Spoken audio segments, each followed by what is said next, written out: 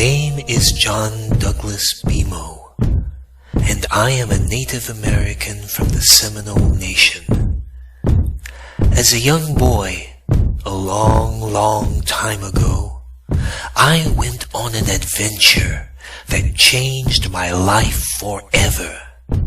This is my true story. I was born in the Florida Everglades, somewhere around the year 1825, back when many of us Seminoles lived free among nature, hunting and trapping and fishing as we pleased, and staying away from the white man as much as we could. Now, I wasn't yet called John Douglas Bemo. I got that name later. My family originally gave me a different name, Huste Kulikchi. Nobody is sure what it means now, because most people have forgotten our language, but it might have meant little fox. When I was about 10 years old, I traveled with my father to the city of St. Augustine. We were going to sell some animal furs so that we could feed our family and help our tribe. He was a chief, and I was his young prince. If only we had known what waited for us there.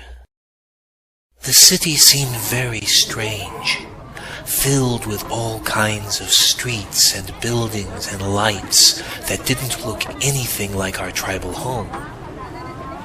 There we met an old friend of my father's, who was also Seminole. They went to this place where men drink alcohol. You would call it a bar.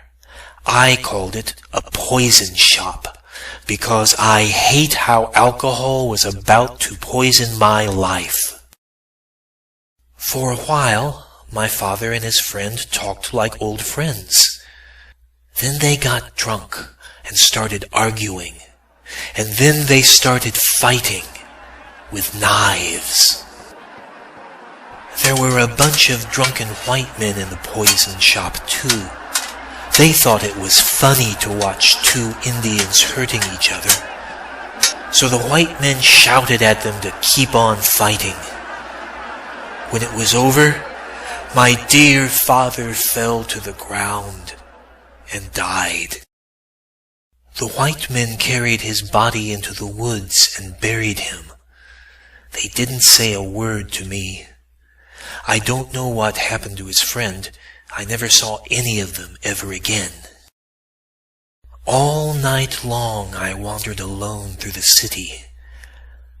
I didn't know how to speak English, only Seminole, so I couldn't talk to anyone, even if they had wanted to talk to me.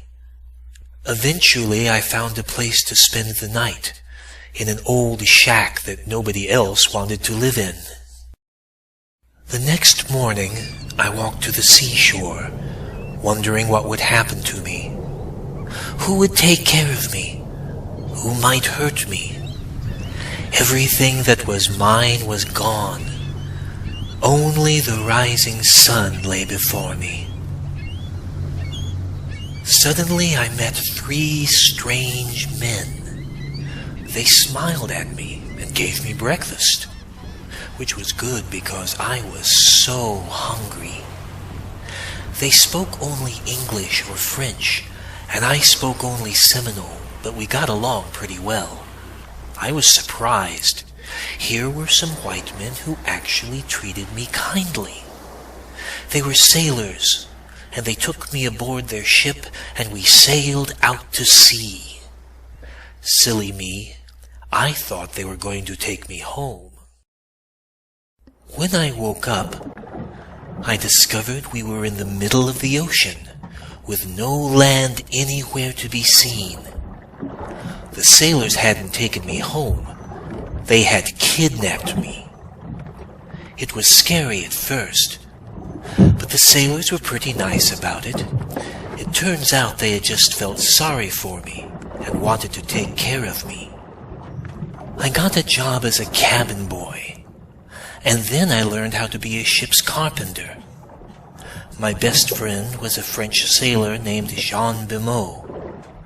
I decided to take his name for my own, and that is why people call me John Bemo. Together, we crossed the great Atlantic Ocean and traveled the world. Many years later, I even named my daughter Iona after the beautiful Ionian Sea upon which we had once sailed. But I had a problem. I felt like I had sinned too often, done too many bad things in my life. So one day I went into the hold of the ship and prayed. In the distance, I saw a vision of a beautiful, smiling image. So I picked up my sins one by one and offered them to Jesus. Meanwhile, back in Florida, life did not go well for my fellow Seminoles. About a year after I went to sea, the United States Army attacked my people, stole their land, and drove them from their homes. My uncle, the great war chief Osceola, led the Seminoles in their fight for freedom until the army finally captured him. So I visited my uncle in prison, staying with him until he died of a fever. After his death, I offered to lead the Seminole tribe west to a new land where nobody would ever bother us again. But of course nobody listened to me.